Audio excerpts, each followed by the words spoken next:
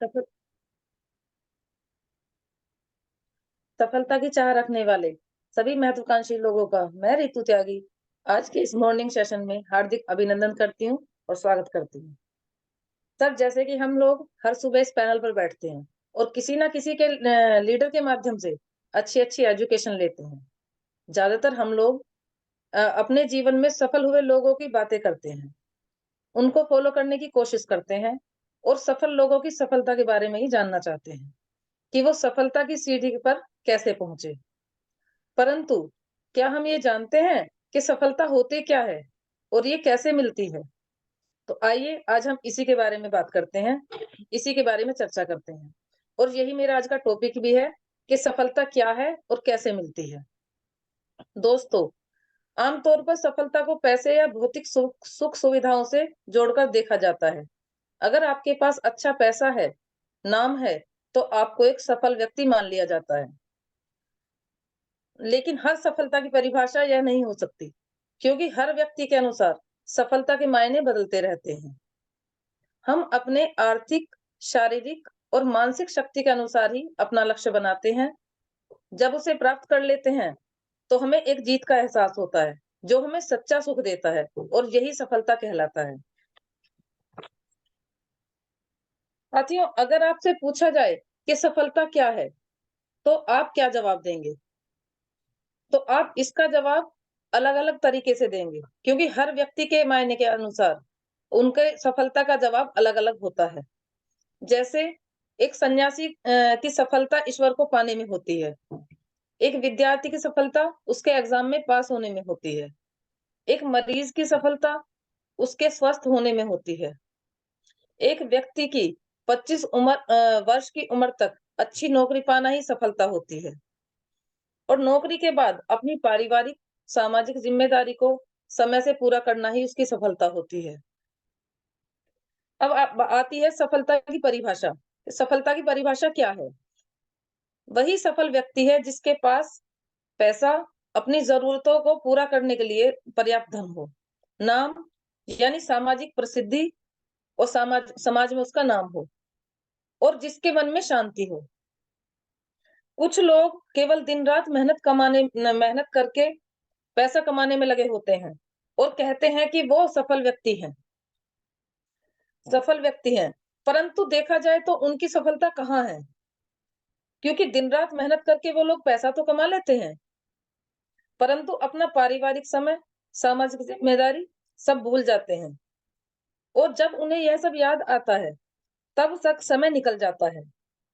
साथियों, मैं ऐसा नहीं कह रही कि मेहनत किए बिना सफलता मिल जाती है, बल्कि मेरा आशय है कि मेहनत के साथ मन की शांति बहुत जरूरी है और मन की शांति की कमी लगभग आजकल हर किसी के जीवन में होती है, क्योंकि इससे हमारे जीवन के पहलू जुड़े होते हैं। जैसे अगर आप अस्वस्थ हैं, तो आपका मन विचलित है, तो आपका मन शांत नहीं हो सकता। अगर आपकी नौकरी, बिजनेस या घर परिवार में कोई परेशानी चल रही है, तो आपका मन कैसे शांत हो सकता है? कैसे शांत हो सकता है? आपको अपने जीवन में संतुलन बनाना होगा। अगर आप सफलता प्राप्त करेंगे, तभी आप सफलता प्राप्त करेंगे और तभी आपके मन में शांति रहेगी। नंबर 3 आता है कि सफलता के लिए मैच्योरिटी जरूरी है। दोस्तों, सफलता तभी मिलती है जब आप पूरी तरह से मैच्योर होते हैं। इंसान बड़ा तो हो जाता है, उम्र तो उसकी बढ़ जाती है, परंतु वह मैच्योर नहीं हो पाता। बचपन से ही हम सुनते आए हैं कि अपने पैरों पर खड़े हो जाओ। तो इसका मतलब यह नहीं है कि हमें अपने खुद खड़े हो जाना है। खड़े हो जाओ, तो इसका मतलब बिल्कुल भी यह नहीं है कि आपको चलना नहीं आता या आप चल नहीं सकते या किसी और का सहारा लेकर आप खड़े होते हैं। बल्कि इसका मतलब यह होता है कि आप में समझदारी हो, जिससे आप दुनिया को आसानी से समझ सकें और आने वाले दुखों और मुसीबतों का सामना कर सकें। जो आपके लक्ष्य के बीच में बाधा आए, उन्हें हटाकर आगे बढ़े और तब तक डटे रहें जब तक आप सफलता के शिखर पर नहीं पहुंच जाते हैं। यह आपकी मैच्योरिटी होती है। अब ये बात भी आती है कि मैच्योरिटी होती क्या है? तो साथियों, जब आप दूसरों को बदलने का प्रयास ना कर दें और खुद को बदलने पर ध्यान दें, वह आपकी मैच्योरिटी है। नंबर 2 है, जब आप दूसरों को जैसे हैं वैसे ही स्वीकार करें, वो मैच्योरिटी है। नंबर 3, जब आप यह समझें कि हर व्यक्ति अपनी सोच और समझ के अनुसार सही है, वह मैच्योरिटी है। नंबर 4, जब आप रिश्तों से लेने की उम्मीद को अलग कर दें और केवल देने की सोच रखें, वह आपकी मैच्योरिटी है। नंबर 5, जब आप यह समझ लें कि आप जो करते हैं अपनी खुशी और मन की शांति के लिए करते हैं, वो आपकी मैच्योरिटी है। नंबर 6, जब आप दुनिया को यह सिद्ध करना बंद कर दें कि आप बुद्धिमान हैं या आपसे बढ़कर कोई नहीं है, वो आपकी मैच्योरिटी है। नंबर 7, जब आप अपने लिए दूसरों से स्वीकृति लेना बंद कर दें। नंबर 9, जब आप अपनी तुलना दूसरों से करना बंद कर दें, वो आपकी मैच्योरिटी है। नंबर 9, जब आप स्वयं में शांत हों, वो आपकी मैच्योरिटी है। और नंबर 10, जब आपकी ज़रूरतें और चाहतों का अंतर सक्षम हो जाए, और अपनी चाहतों को छोड़ने को तैयार हो, तब वो मैच्योरिटी है। साथियों, आप तब मैच्योर बनते हैं जब आप अपनी खुशी को सांसारिक वस्तुओं से जोड़ना बंद कर देते हैं। क्योंकि इंसान तब सफलता प्राप्त करता है जब वो दुनिया को नहीं बल्कि खुद को बदलना शुरू कर देता है। हम यहाँ पर सफलता के 10 नियम बताने जा रहे हैं। इसमें नंबर पहला आता है मास्टरमाइंड। जब एक इंसान की क्रिएटिविटी और माइंडसेट दूसरे इंसान की क्रिएटिविटी और माइंडसेट से मिलता है, तब वहां पर तीसरी तरह का माइंडसेट बनता है जो बहुत ही कमाल का काम करता है। इसे मास्टरमाइंड कहते हैं। जब आप मास्टरमाइंड की एनर्जी से काम करते हैं, तो कोई भी गोल बड़ा नहीं लगता और आप स्वयं ही सफलता के शिखर पर पहुंच जाते हैं। नंबर 2, एक निश्चित लक्ष्य। यह तो हम अपने अपलाइन से सुनते ही आए हैं कि एक निश्चित लक्ष्य बनाइए, क्योंकि जब हमारा लक्ष्य निश्चित होगा, तभी आप सफल बनते हैं। और जब ही हमारा आपका जब ही आपका मास्टरमाइंड पूरी तरह से एक लक्ष्य पर लगा होता है, इसीलिए उस लक्ष्य को आप बहुत जल्दी अचीव कर लेते हैं। नंबर 3 है सेल्फ कॉन्फिडेंस।